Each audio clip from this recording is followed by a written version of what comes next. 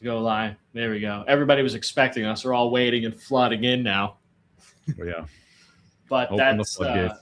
yeah, no, I mean, I haven't really used Base 44 at all for any of the stuff that I've actually built. I just got a trial of it and I tested it out, but that's about the extent of it. I didn't go further than that. The Lovable builds everything that I've done. I've built a lot of shit. They're all basically the same right now anyway, or doing very similar things. Yeah, well, that's kind of the thing that always happens. It's like you get one of them, and then all of a sudden a bunch of others pop. I think Base 44 was probably even before Lovable. Maybe. I think at least I remember seeing their ads before I saw Lovable. I actually found Lovable through a what's his name, Dan Martell video on YouTube. You know that guy? Yep. Yeah, he's pretty good. I like some of his stuff, but yeah, it was one of those stupid ones. Like it just came on automatically. It was like a list of AI tools that'll make you rich, 21 tools or whatever. And it was like number 15. I'm like, and then I listened to him talk about that one yet. Let me look it up. Yeah, that's pretty interesting. Let me go check that out because that is something I want to know about. Yeah, anyway, so that's how that happened. And then it's been like a video game ever since where I just haven't stopped. And I've just been only doing that with all of my evenings, just building endless shit. I've probably spent like $5,000 on credits in there. I believe that. It adds up quick. Sorry, go ahead. It adds up quick. It does. It does. Those credits. Unless it's like any of the kind of games that we've all had on our phones or whatever. Like you watch an ad to earn more credits, or you can buy them to have them now. So like any of these AIs, you can wait 24 hours and it refreshes credits, or you can pay for it and have it now. Yeah, that's what you got to wait. And then you always end up paying for it. Even Claude is the worst with that, honestly. Claude gets me. I'm finally kind of just, no, not finally. I mean, I've always known this, but I just never put an effort into it. But figuring out how to use the different models and when, so you burn less tokens off and then you can get more use out of it. Like I've been using it all day today, just building stuff and, planning things and just nonstop in the chat with it. And it's been fine. I haven't run out of usage, but as soon as I ask it to build it like an HTML page, it'll kill it off. My Claude always stops halfway through something. Mine does that too. Yeah. This turn ran out or whatever. Yeah, you gotta hit the continue button. Yeah. That's annoying. But I tell you what though, I've since ChatGPT, I think it was the 5.5 update they did, that got a lot better when they did that because because before that it couldn't do nowhere near what Claude was able to do in terms of actually producing stuff. Like HTML stuff looked like garbage, at least in my opinion. True. And then they did the update and I'm like, well, I ran out of usage in Claude. I said, let me just try this. And I was like blown away. Like it was better than some of the stuff Claude was making. Hey, Caden Deloney, what's going on? I see you in the comments there. So I just want to say what's up. But yeah, so that was cool. So now I kind of just bounce back and forth. I think right now my workflow is like ChatGPT for a lot of the just quick, like ask a question or like build something fast. Like if I want to build like an image or whatever, I'll do that. And then if it's like something that's seriously got to look good that I'm going to actually give to people, then I will use Claude for that. It is amazing how like fast and easy it is to just create new content now though. Yeah, it is. It's crazy. I mean, I've been using Lovable for every single one of the website builds I've done. Like I haven't used anything. I'll use Claude for the HTML, but then it's just so simple to take the HTML and just drop it in there and say, make the page identical to this. And then it just builds it. And then all your functionality, and it's a really good selling point too, because I'm selling these to doctors, right? And so they're not business owners, so they don't care about the same type of shit that a lot of other people do. So it's a little bit different for them. What they care about is things like not having a bunch of monthly subscriptions. They care about not having a whole bunch of logins, like stuff that is like normal for us. Like that's a big deal to them. Yep. And they don't want to look at anything that's going to be confusing. Like if they got to think when they're doing something, then it's not like I get that. If that's not the main thing you want to do, you want it to kind of run in the background with the least amount of input possible. Yeah, exactly. But what's cool is you can, and it's worth it to them just because of how simple it is, when I build them out, it's not just a website. It's also a CRM. It's also an email autoresponder. It's also a place where they can collect payment and sell their products. So now they don't need, a monthly ClickFunnels subscription. And then I don't charge them nothing monthly. I just host it on my thing. And I have them under for a yearly renewal to keep it active, but it's just a one-time build cost. Yeah. Nice. And it's a pretty easy conversion. The way I'm actually selling that is I run ads to another thing I built in Lovable. It's a reputation scanner, right? So the whole selling point, the argument is that all of your local competitors, the other doctors in your area that do what you do, are beating your ass, because when your patients are looking for somebody like you, or they search your name, all they find is a bunch of directories that have outdated information, no real website. They find, a WebMD profile or a health grades that's from your previous job that you worked at. They can't actually find you anywhere. And then I show them I'll have the scan. It will pull up the other people when they because it just uses the MPI registry, right? So it pulls the MPI number, uses that as the information to scan the Google results. And then it delivers a report to them, and in their email, but also right on the screen. And this is just set up like a sales funnel, right? So they click the link, enter their basic information. I'll ask them for the NPI number, and if they know it, they can put it in. It's optional though, otherwise it'll find it. And then it'll deliver the information. It gives a confidence score on the rating that it gives them, and it scales them on 1 to 100 on how their visibility and their reputation is when patients look them up. So it creates this awareness of a problem that they weren't really thinking about, but this is what your patients are seeing when they look you up, right? These people need to trust you with their health, right? And I think that's a great combination too, that SEO and ORM. Yeah. Help people find you and make sure what they find is what makes you look good. Absolutely. Yeah, for sure. So, because the other piece to it is that, and I just lost my train of thought. There was another side I was going to tell you about that I just lost it. But basically what happens is a lot of the sales, I don't even have to get on the phone with them. I just close them over email. And I just basically tell them I have a very simple offer page. I'm like, look, here's what it is. I got 2 different packages, right? It just depends on how big of a build out they want. And I have some design templates they can choose from. And then the promise is that, hey, you're going to be able to manage all this. We're going to get you showing up on Google when people type your name in. So it's not even any kind of ridiculous stuff. We're not going to rank you for a bunch of keywords or get you this much search traffic. It's when people type in your name, this is what they're going to find. And then I also wire it up so that way it'll, go right to where people can leave a Google review. We set it up so there's a page with a QR code on it so they can have their patients scan it to go look at a shop page or whatever.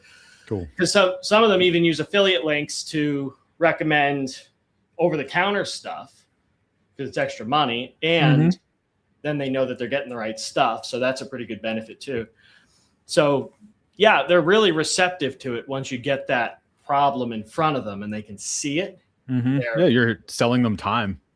Yeah, basically. Yeah, time and reputation, status. Yep.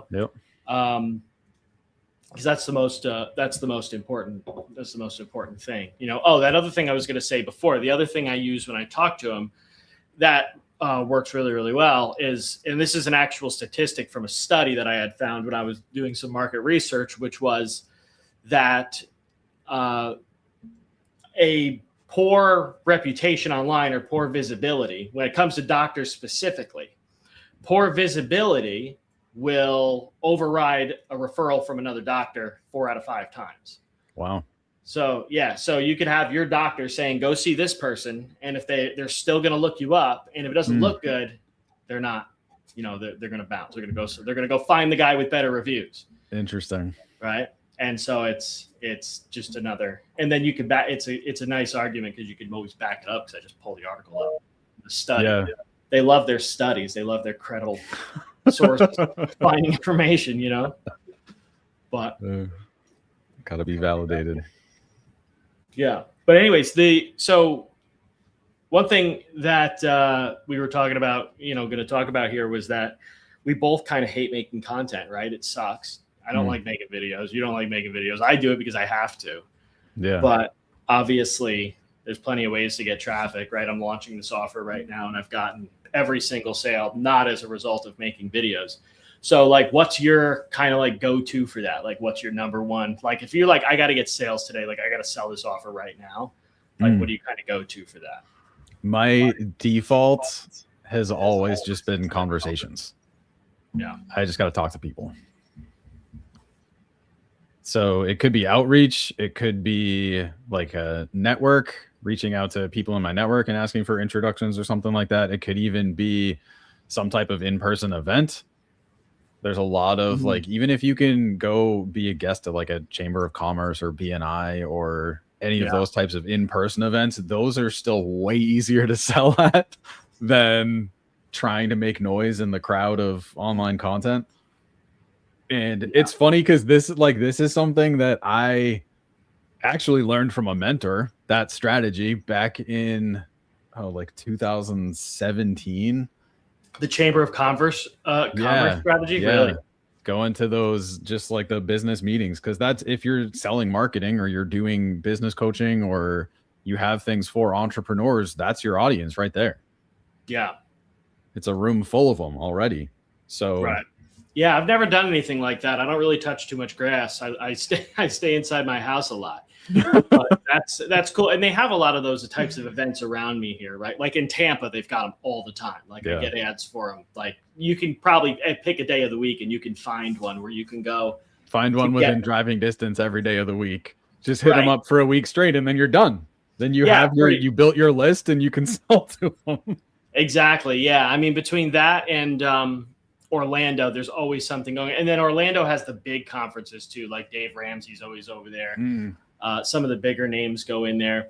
One of the things that really works for me has been working for me really well. I don't know if you've been watching all the stuff I've been just slaughtering my Facebook page with, but I mean, it's so. I've seen a lot of it, but yeah, I mean, the leverage is so much higher in my opinion. I mean, at least for somebody like, now, if I was somebody that was, I posted a reel and I get 10, 15, 20,000 views every time, just a given, and, a flop was 5,000 views, then, it would be a little bit different, but can take into consideration, I don't like making reels, but I still want to make money and get sales. Yeah. And I can just go Facebook still rewards reels. That's really the only way to reach new people.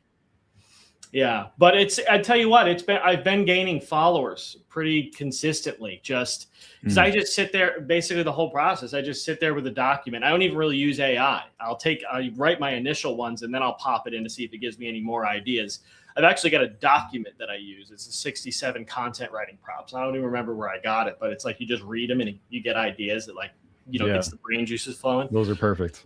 Yeah, so I just read those. It gives me ideas, and I've done enough copywriting and stuff. You could write stuff out pretty simply, and I'll make 30 posts in an hour. Just type them out or dictate them, and then clean them up, and then I just schedule them all on Facebook. Like everything that went out today, which I think was like 25 different written posts.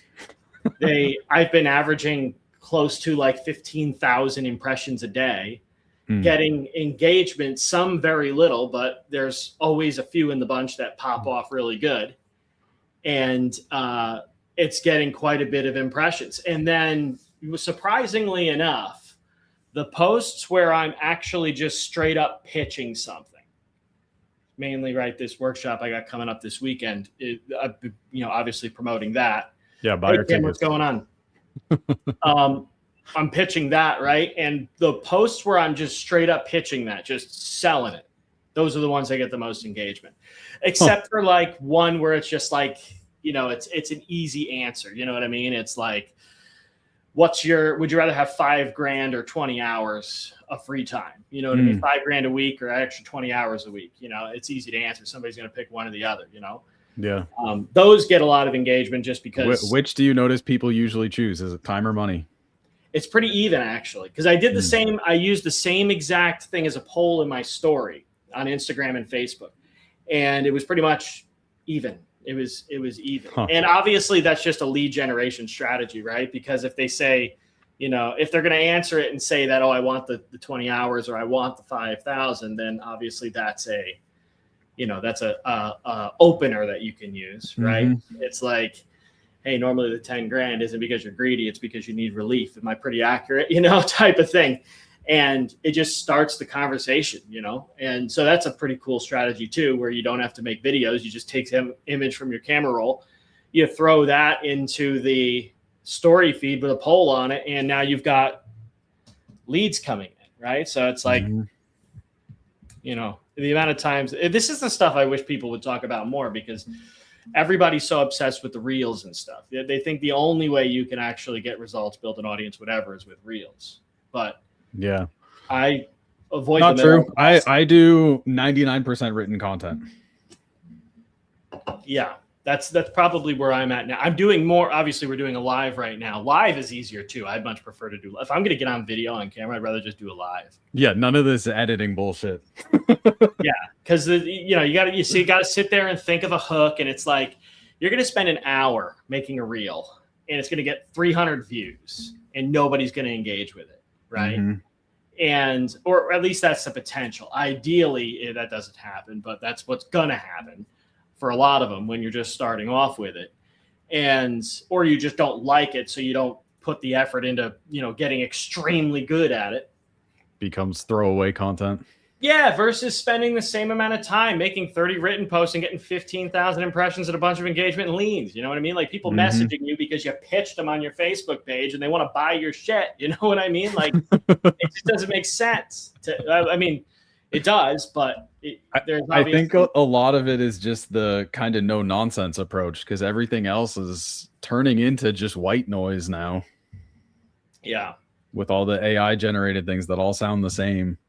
You put out something that sounds human or that is a human request, people resonate with it. Yeah. Yeah, they definitely, I mean, you can tell the difference. It's become very, very sloppy with the AI stuff, which gives us an advantage, I think, as somebody, if you can actually write an original thought that doesn't sound like AI, that gives you a huge advantage. Like people are going to just listen. Even the images now, you know, if you're using images as opposed to just written with no image, you know, the image helps a little bit, but I do find it's better when I use an image of myself. Yep. Versus even if I did use AI to put some kind of vignette and a text on it, right? A picture of myself does way better than something that's straight up just AI.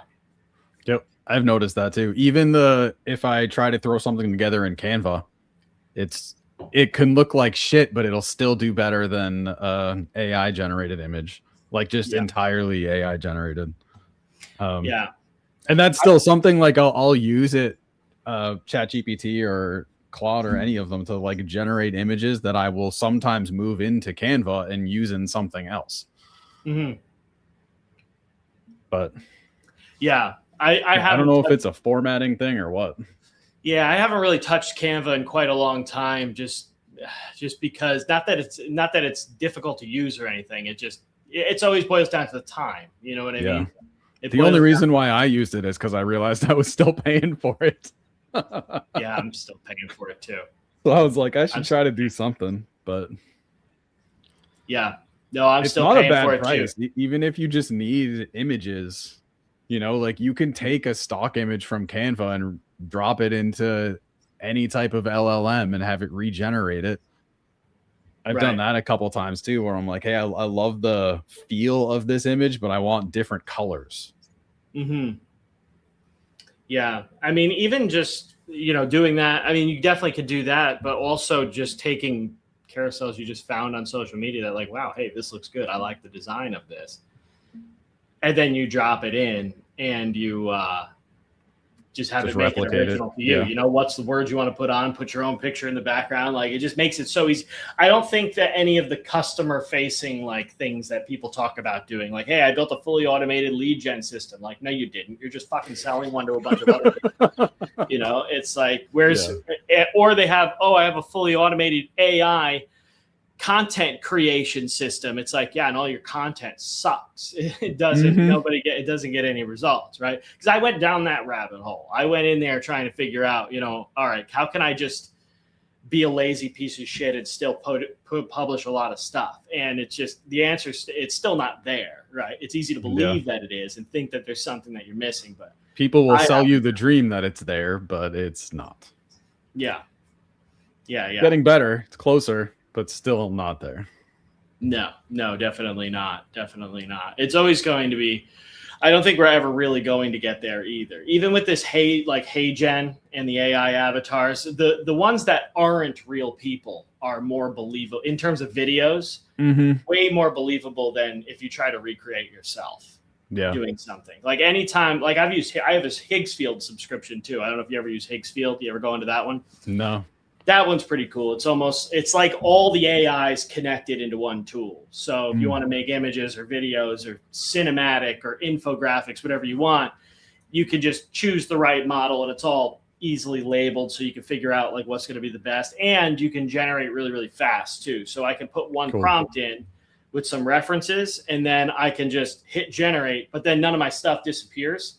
So I can switch the model and generate again, and then I can switch it and generate, and it could all be going at once. It's not like I had something like that I had bought a lifetime like subscription to a little while back, and they discontinued it. Oh, really? Yep. How long ago was that? Shut it really? down. That sucks. I don't even remember what it was called, but it was another one that did everything, and I think it was like they were just losing money. Yeah, you know, because even the generation credits are more expensive now too than they were years ago. What is? Any of like your credits. Credits. What do you mean credits? Your AI, if you're doing any generating credits, like it's more expensive now than it was. Yeah, well, that's the game that you gotta you really understand, because you could burn a lot of money really quick, because it's not only like you're using a little bit more, but then it's not like what I mean is it's more like the cereal box effect, right? You're not paying more for the individual credits, but everything you have it do burns more of them up faster. Yeah, they're more advanced. By the model getting more advanced, the tasks it's doing become more advanced, which requires more credits. Yeah. And that's how they get you real good. But it's it's still with all of the models available right now, it's still easy to kind of jump between them and make it work without paying for all of them, you know? Right. Yeah, that's definitely a strategy too, just kind of manipulating playing around with the usage. That's one of the big things ChatGPT still has going for it. I mean, that one's been like up and down. You see like all of a sudden it gets really, really bad, then it gets good again after an update, then it's really, really bad, and then it's good. So I've done a lot of bouncing around back and forth. For a while, I was using Gemini quite a lot.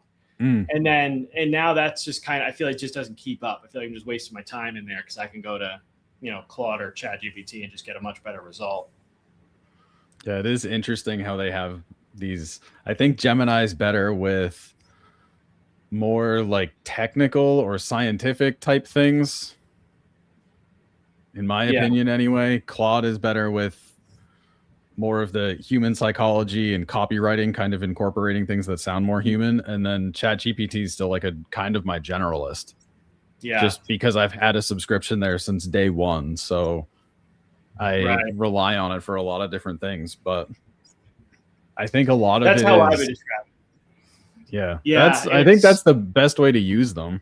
Figure out what their strengths are and kind of use them accordingly. Right. Well, Claude is what does all of my copywriting. If I'm doing any copy, it can never get it 100%, but I'm also very picky about everything that I write too. Like, yeah, me too.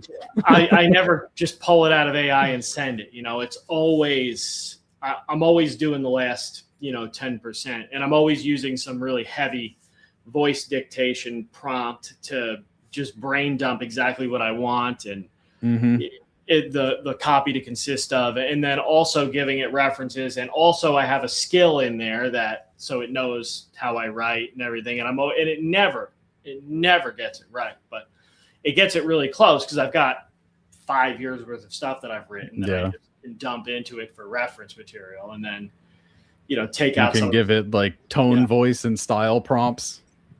Yeah, done that. I have messed with some of that. Yeah, I did wind up just simplifying that workflow though, to where it's like, because I found, like, I kind of discovered it using AI analyzing my stuff, is that I do kind of write in a different tone depending on where I'm writing. So if it's an email, it sounds one way. If it's content, it's another way. If it's a script. It's I something. And I'm like, I gotta simplify this shit. So like pick one voice, use it everywhere. Yeah. Just use that everywhere, you know, and it hasn't made a difference. It hasn't made things worse. It if anything, it made them better just because it's easier to publish the stuff and produce it now. Because I don't have to try to change it because I'm looking at it. I'm like, well, the content, it doesn't feel like content, you know, it feels like an email or it feels like a sales page or it feels like whatever. I don't worry about it anymore. There you go. Yeah. If I got to fix That's always been my strategy. Don't worry about it. It'll fix itself.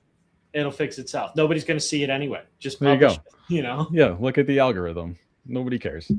Yeah. I mean, that's another piece that people get so stuck on, is so worried about what everybody else is going to say about that thing that you published, when in reality, nobody's actually going to care. Like, we're here on live and I haven't even been looking at the viewer count at all. You know, people I don't even have anything open except StreamYard. Yeah, exactly. I have the comments over here. So we got Webb in here. Webb I was just live with the other day. I got Kim I was live with this past Friday. So we hung out in here. And then I don't know if Caden is still here, but Caden left a whole bunch of comments. But I mean, people get really stuck on that. Like the amount of people, because I've been emailing a lot of past clients this past week, obviously, just manually, not even email blasting them, just manually, like grabbing the name, sending the emails out, messaging them, looking at, you know, what we might have talked about and from the notes from our calls. And the amount of people that it's been over a year and they haven't done anything, or because they're, you know, afraid of something. You know, they're afraid to doing something wrong. There's some kind of fear. I don't want to mess it up. I want to make sure I do it right. Well, if you want to do it right, the only thing you got to get right is the damn offer. And you have that, and everything becomes easier. I kind of want to hear your take on that, because that's a very strong finding of mine, which is why I'm doing this whole workshop in the first place, which is that I think the niche, honestly, is just a bullshit concept. Really, I'll be blunt about it, right? I think the whole idea of find a niche, I just think it's just a categorization. That's all it is. It doesn't help with anything. It's setting up for failure. You know what I mean? Like, you go in and now, because think about, right, what does it actually tell you or the person that you're actually trying to sell something to? You know what I mean? You tell them, oh, I'm in the wealth niche, I'm in the health niche. Okay, well, what does that mean? It doesn't tell me anything, right? It always boils down to, what are you going to do for me, or what problem can you solve, or what outcome am I going to get? How is this going to benefit me by giving you any of my attention, time, or my money, right? But people get stuck on niche, right? Because they got to be in this category. So now they're looking at other creators in my niche, and it's like you just go down this rabbit hole, this spiraling rabbit hole of death, and you just never actually get anywhere. That's why people get stuck. That's my consensus anyway, and I'm open to you challenging that. But I'm not going to challenge that. I don't think a niche means anything either, and I'm more like, I've always been one of those people that kind of pushes boundaries, you know. So even if you say pick a niche, I'm going to go somewhere between two. Right. I'm going to be a hybrid of multiple, just because I can, you know. Yeah. So I do think it comes more down to, like you were saying, just it's the offer, it's the deliverable that people care about more than anything. Right. It's not like what category of content you're going to be creating. That doesn't mean anything. Yeah, and I even think, like, I strongly believe too that, and a lot of people say the opposite of what I'm about to say. A lot of people would disagree with me and fight with me on this, but I think it's a waste of time to build an audience before you have an offer. Personally, I do, because, and there's a specific reason, because when you have an offer that's built right, because you're targeting somebody with a specific problem, right? You're out serving people. You're telling them how you can solve a problem they have and get them a particular result. You know how to get them there. And if you're selling something, you should also be able to prove that you can do that.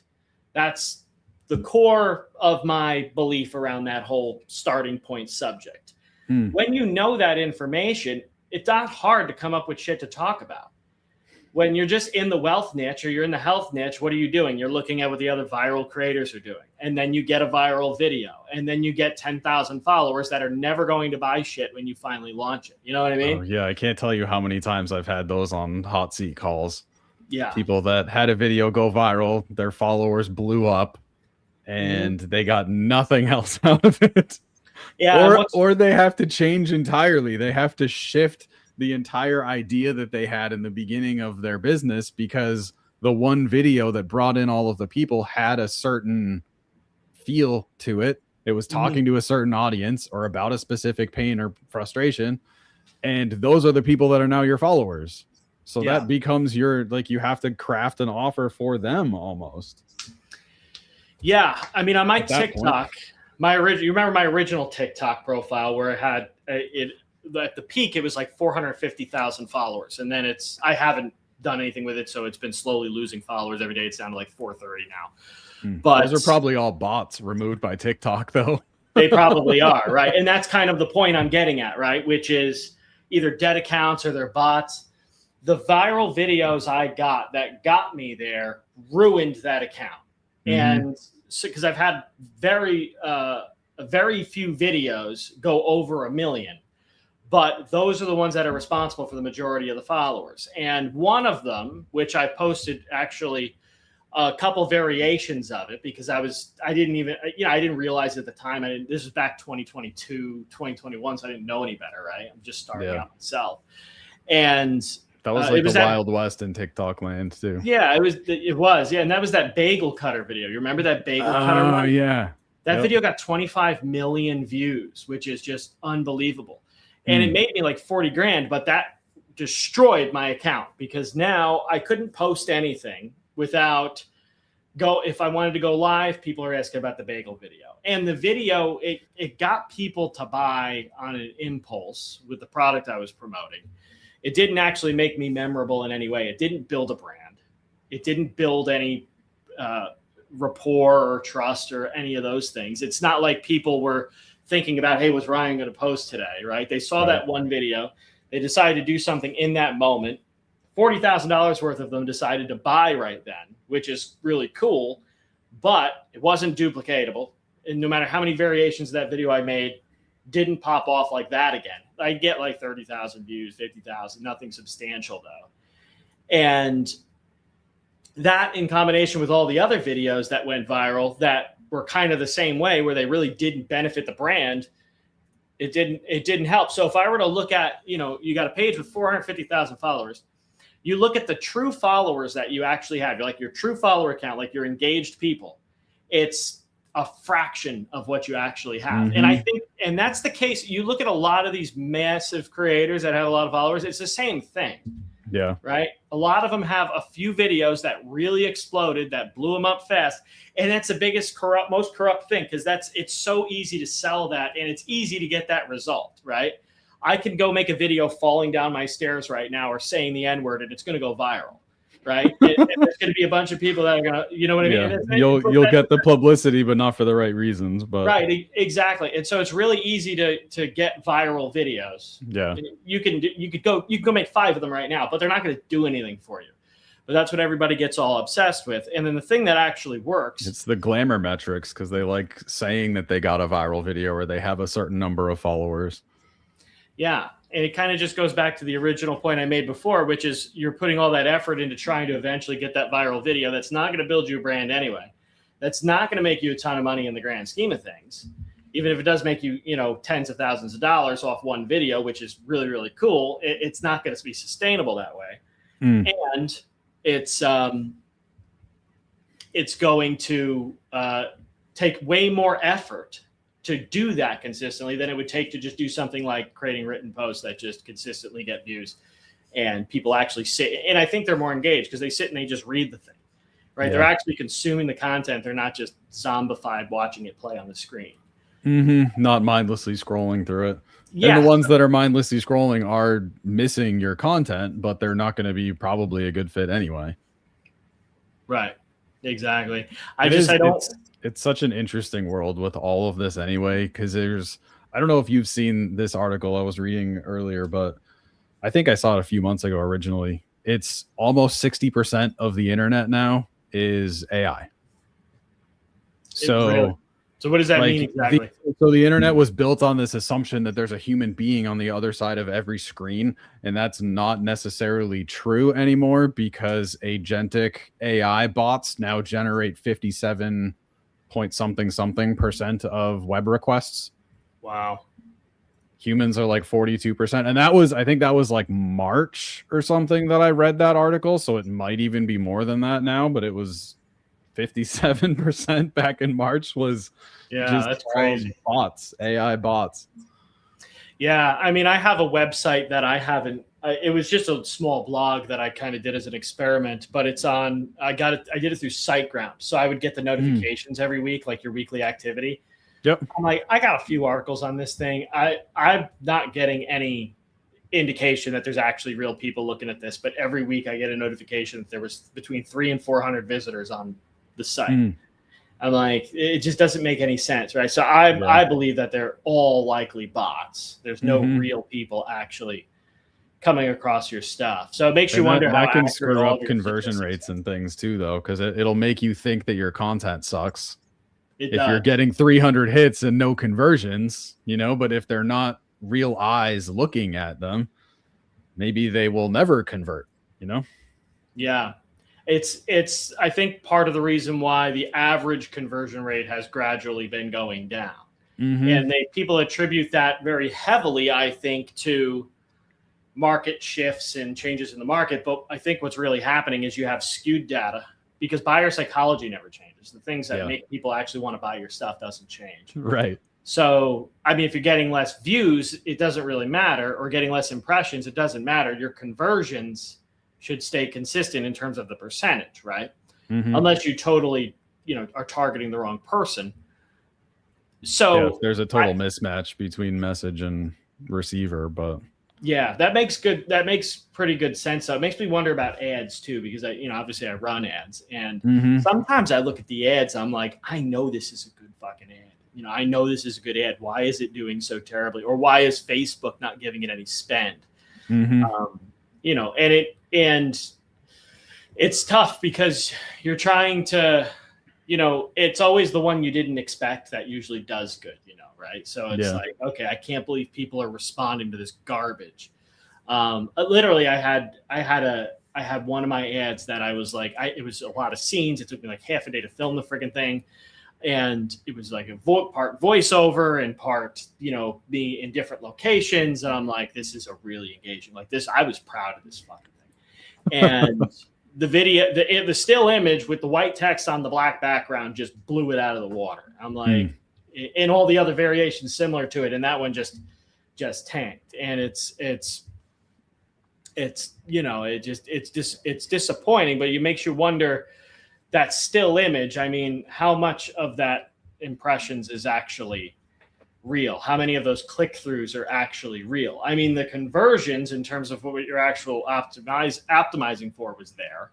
Right. So there's but it's also getting so much more volume because they're not giving the other one any spend, so does it that's the Facebook has, or Meta technically, that's been an issue with them since they started doing any of that kind of advanced, whatever they call it, where they do the work for you type of thing. Oh yeah, advanced optimizations. Yeah, I feel like that's what ruined it. I would still go back to like manual old school if I could, and single out every single, like build out an individual ad set and an individual ad for each variation, so that you're able to test it yourself. But even that, if you're doing it, you're probably using campaign budget optimization. So Facebook is still playing favorites and pushing money towards typically what gets the cheapest impressions. Yeah. So it gets tough. You almost have to duplicate the whole campaign. I've done that before too, where I had different campaigns with the same ad in it, just to see if I get the same results. I've done that too, split tested them. I'm doing that right now, actually, with that other campaign I was telling you about before, that reputation scan. Like I have it to where I've got the same ads in two different campaigns, and one of them's just broad targeting and the other one's interest targeting. And there you go. Because everybody's the creative is the targeting, which I believe, because of the algorithms and stuff, but Yeah. I still want to see the difference myself. Like I'm willing to lose a little bit to see. I'm with you there. I always do 3 audiences.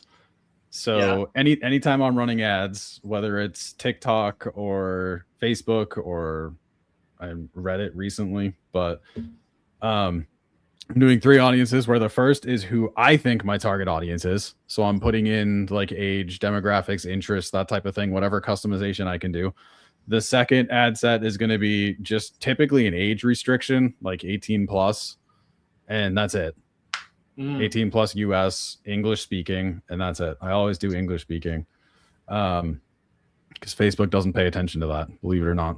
Really? Neither does YouTube unless you specify it. Yeah, I've had ads coming to me in Spanish recently, and I don't know any Spanish at all. Wow, that's crazy. I haven't had that happen. That's interesting.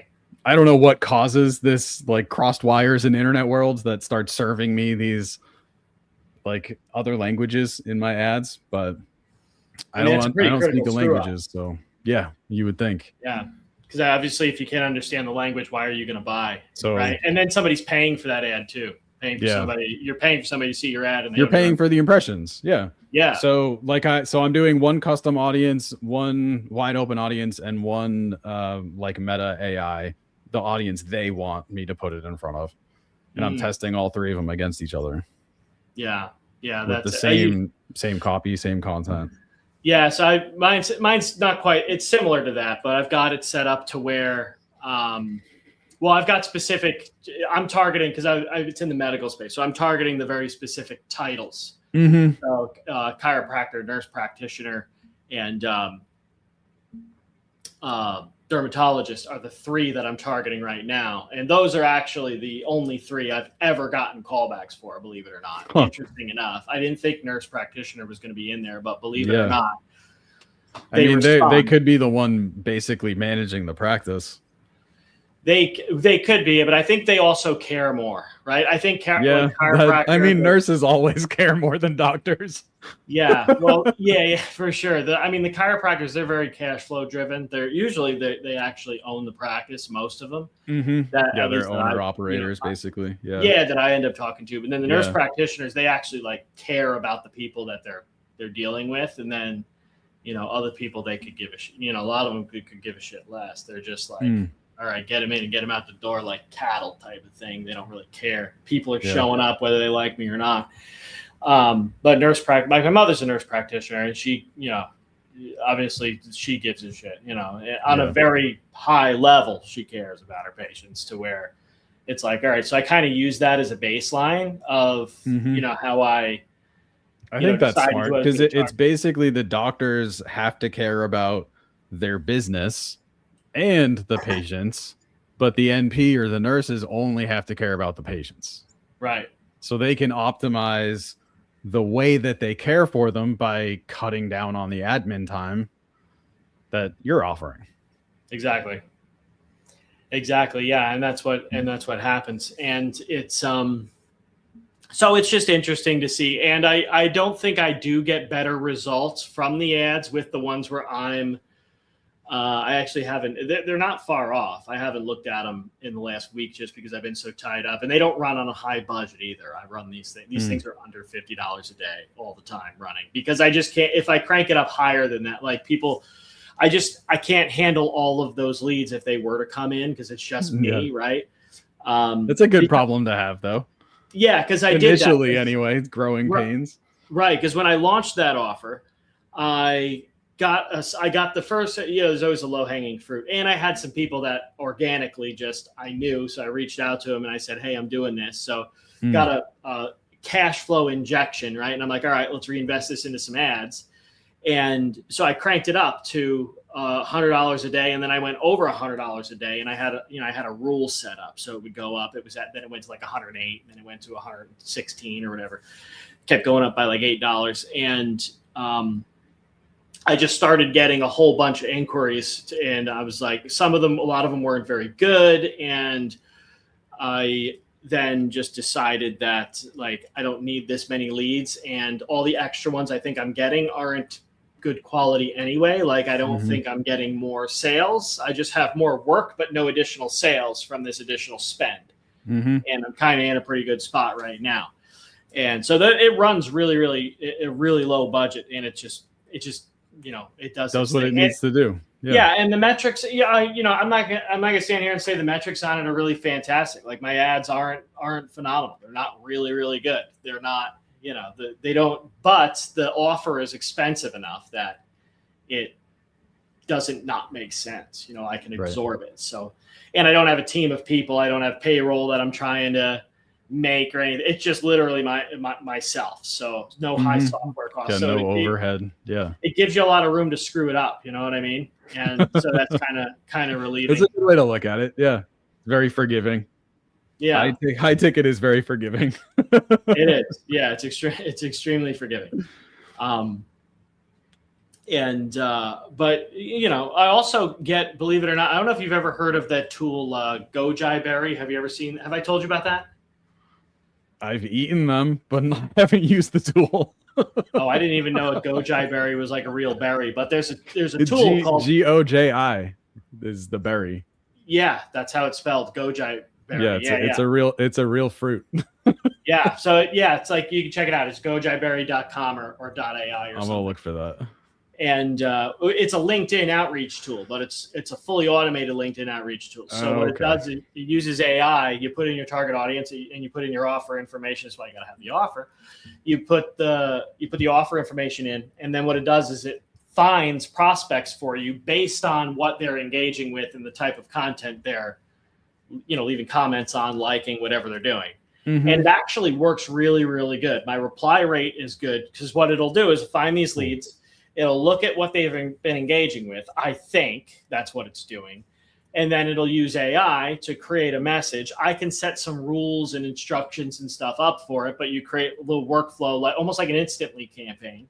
And it goes in there and it finds these prospects. It makes the connection request. And then if they accept it, and it'll send them a message.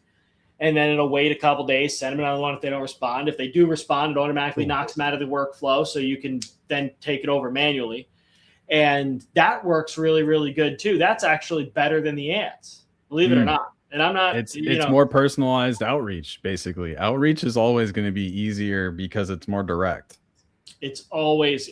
You're not trying to like make noise and attract people in. You're finding one person, and you're just like, hey, is this going to work for you? Yeah.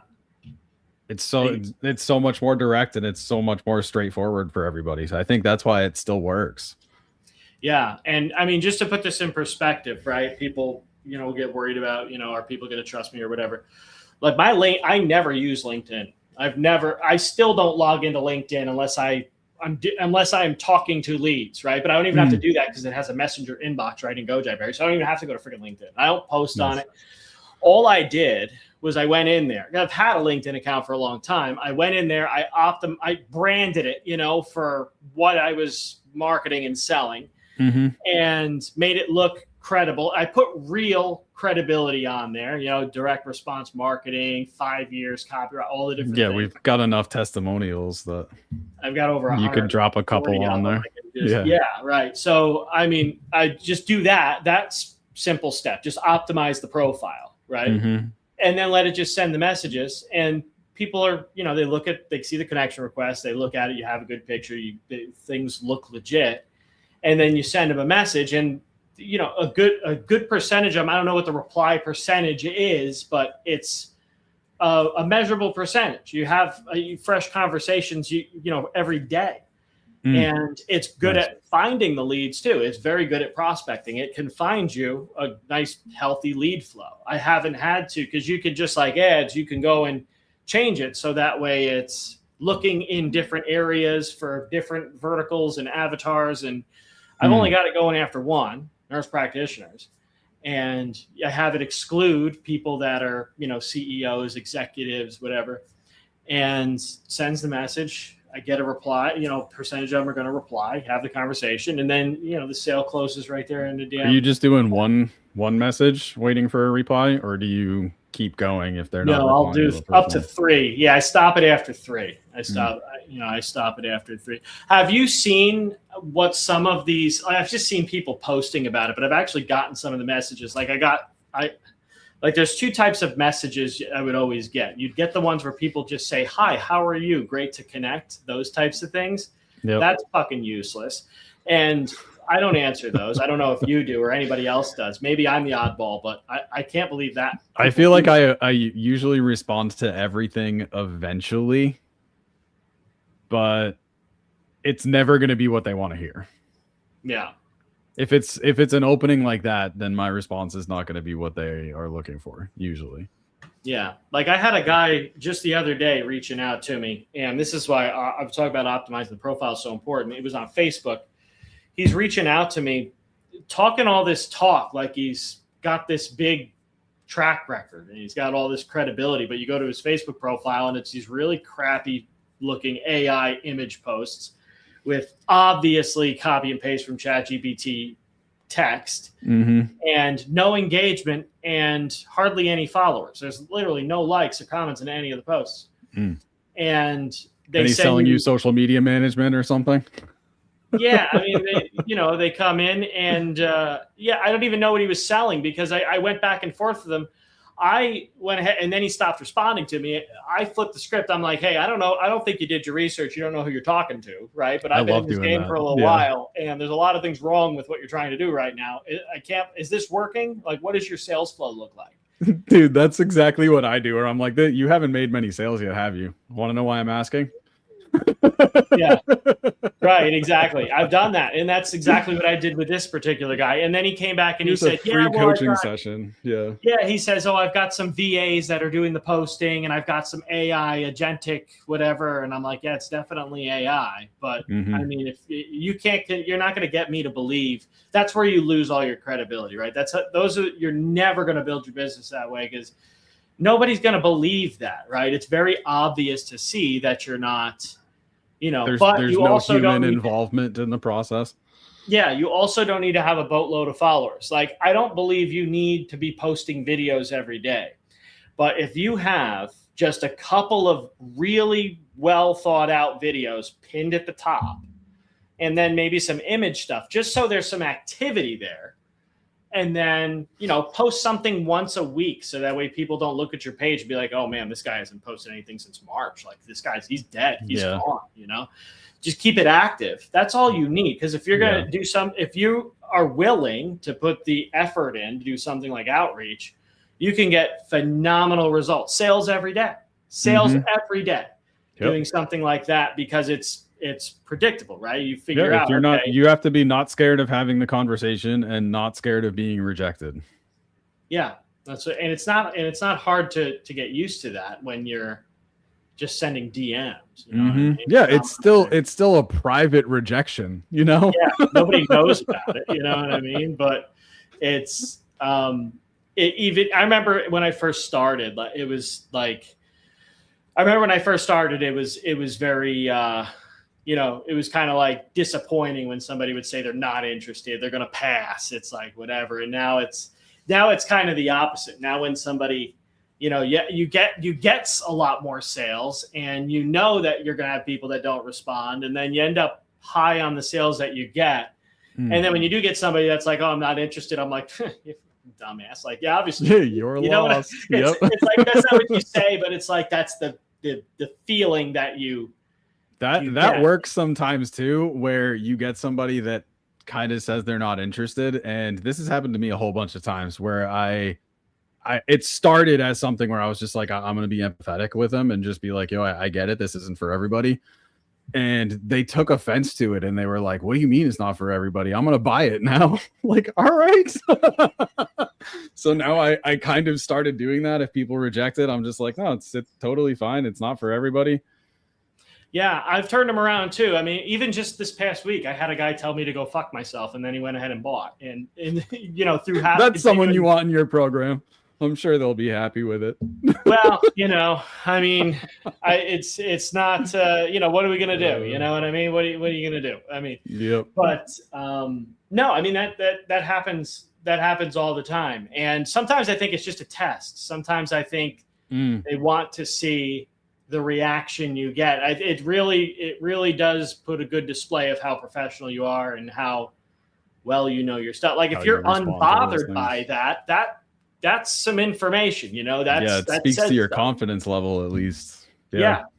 Yeah, exactly. And not for nothing, right? For anybody that's watching, that I don't think the viewer count's even working, but it's not hard to fake that. You know what I mean? You don't have to fake. It's easy to fake that level of confidence and not caring, you know, because you're in DMs, right? Yeah, it's just not getting emotional with the response. That's all that it boils down to. But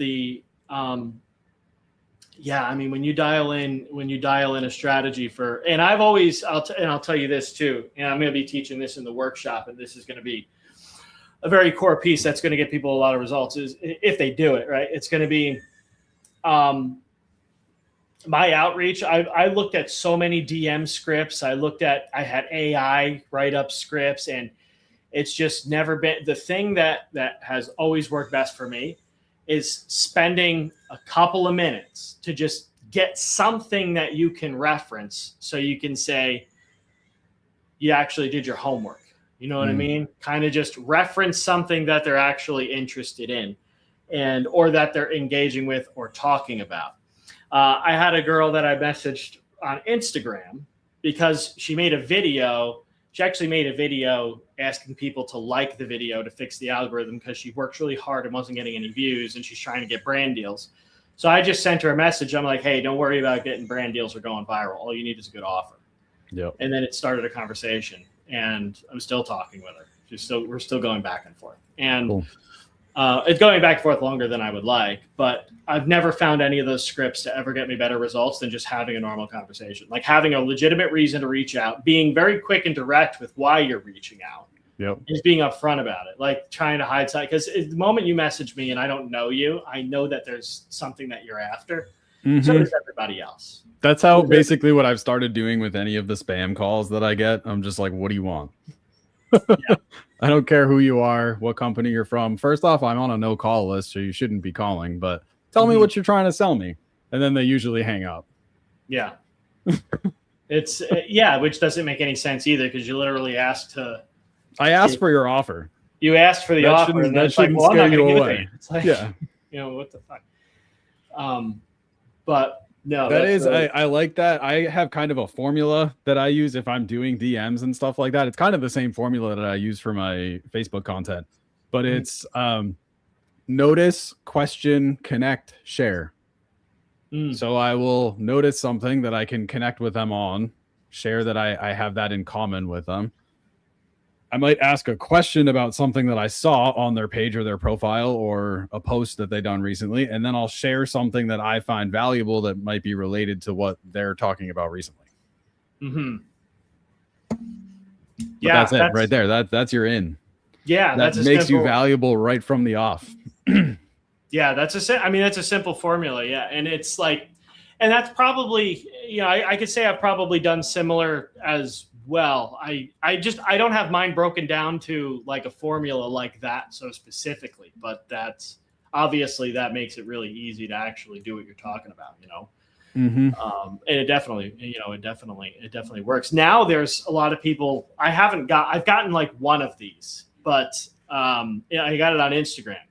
Have you seen people posting talking about how they're all getting DMs that people are just insulting them in the messages, reaching out to like actual business owners that are like legitimate, they have real businesses, like they're successful people, and you got some guy that's got no followers and no posts, and he'll reach out and he'll just say, hey man, you're leaving a lot of cash flow on the table. It's like I want to know who's teaching that shit. I got 3 messages from 3 different people, and it's all the same message. All the same message. Yeah. All the same message. There's got to be some sales guru somewhere that has that in their methodology. It has to be. I don't know who it is. I really want to know who it is, though. Yeah. Because that's the video I would like to make. Like, I would like to call that out. Like, start some beef. You know what I mean? Start some internet. I'll come right out here live and do it. Bring them in the chat. I'll I would love to do that. I'm trying to find the message, but it's buried so deep around. Yeah, if anybody knows who it is, tag them in the comments. Yeah, but now there's a solo ads. Must be a course or a coaching thing. I don't know what it is, but there's a solo ads.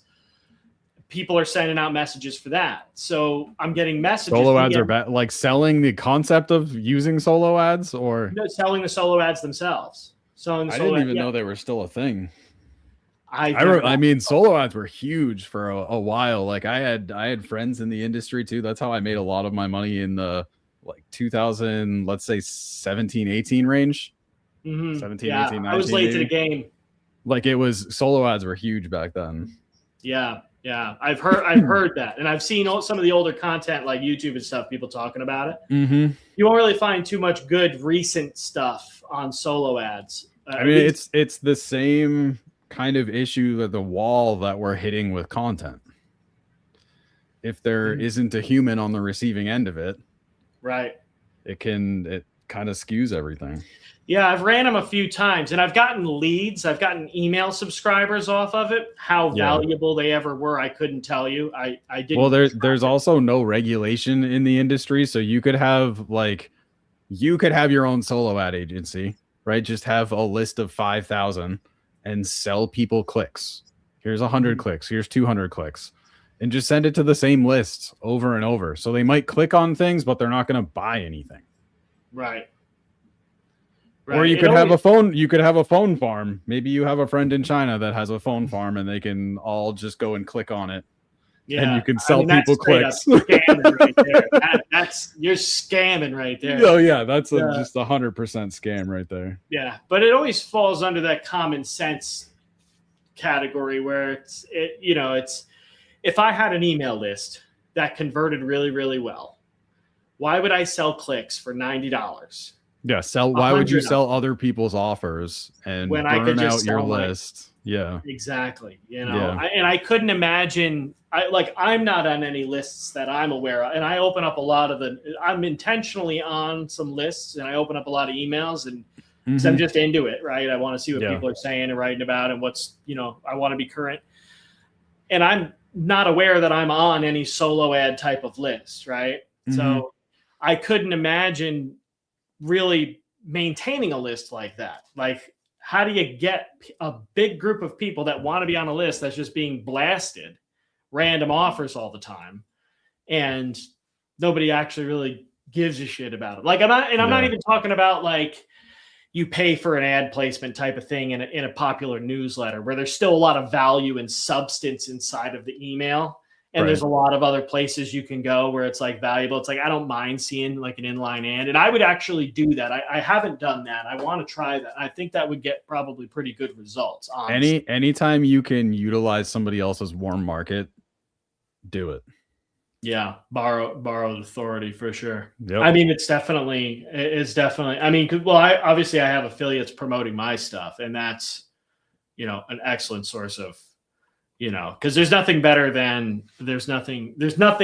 having somebody else who actually can edify you and give you credibility to their audience that trusts them. Right. And then, that's such an easy buy. And I even think that, and I've just noticed I got better results with any affiliate campaigns this way, like throughout just over time. Like I've gravitated towards this, just edifying the person as opposed to trying to sell the offer, trying to, here's what you're going to get and why it's great and the outcome and all, doing all that type of stuff. I found just doesn't work as good as edifying the offer, but it's like just saying like, hey man, Ryan's doing this workshop and it's going to be incredible. And he's taught me a lot of shit, like that type of thing, Yeah. This is the guy you want to take a workshop from. Yeah, a totally informal, just edification. Yeah, right? The same way you'd recommend your barber or you'd recommend a mechanic or whatever. At least in terms of email and outreach for affiliate marketing. Yeah, I mean I definitely resonate with that. I've been emailing my list about your workshop, and that's kind of the strategy I've used. Yeah. For sure. I mean, and it works, right? Because, you're making money. Not making money. People are going to get good results going to a killer workshop. So that's everybody wins. Exactly. Win, win, win. For sure. Well, what do you think we get the hell out of here, man? We've been live for like an hour and a half. My viewer count thing just disappeared. So I don't know if anybody or how many people might be here. But for anybody that is looking to make some extra money and you have no idea what to sell, I've noticed this problem plaguing the majority of people that have taken some kind of course to try to learn how to make money is they all got stuck. And the problem seems to be that they have the wrong offer. And I've got quite a few clients very recently that the reason I'm doing this is because they have spent years trying to get results and weren't having success getting results. And then we fixed the offer and all of a sudden they got results. And the big problem was that they're trying to usually sell something that they don't have any proof for because nobody told them how to make an offer. They told them to find a niche and kind of glossed over it. So they found the closest high ticket affiliate program or bought a course they didn't take so they could resell it. But now you got somebody who wants to make money and that's why they bought the thing, trying to sell that thing to other people so they can make money. But meanwhile, they never got the results, but you're trying to prove to the other person that they can get the results so you can get the sale. It just doesn't work, right? It's just, it just doesn't work. And so when you change up the offer, your results tend to get a hell of a lot better. And that's basically what I did with these individuals, one of which is in the chat right now. She's been making money this week and it just works. It just seems to be the thing that everybody got trapped in. And we're going to fix it this weekend. I'm going to break down that whole process and talk about how to actually make an offer so good people can't say no to it. So, which I've done many, many a times over. And so if you want to help Drew out too, go to ryanhalbert.com/Drew when you register. Don't go to just my website. Go to Drew's ryanhalbert.com/Drew because help him out. And I would rather you help him out because that's how we roll. We're going live with me for an hour and 6 minutes. It's always got to be at least an hour when we two of us connect. Yeah. And every time we get on the phone, it's probably gonna be another hour after we end the stream. If you had like if there was like a final message, like if the asteroid was going to hit the earth tomorrow and neither of us were going to be here, like what would you say? What would be like the farewell to the world? Farewell to the world. I probably wouldn't say anything. Honestly, if it were a farewell to the world, I would just turn and walk away. I don't know. I don't have anything to say. There you go. I like that approach. I think that makes a lot of sense. I might start using that, by the way. I might start. That's a fully acceptable answer instead of just, yeah, I've got some philosophical thing to say. No, I ain't got nothing. Yeah, it's not going to mean anything to you in a couple minutes. So go figure it out yourself. Yep. Well, yeah, anyway. Yeah, you're right. You're probably right. All right. I'm not going to waste my breath. For sure. All right, man, I'm going to hit this end stream button and we are going to go off the air right now.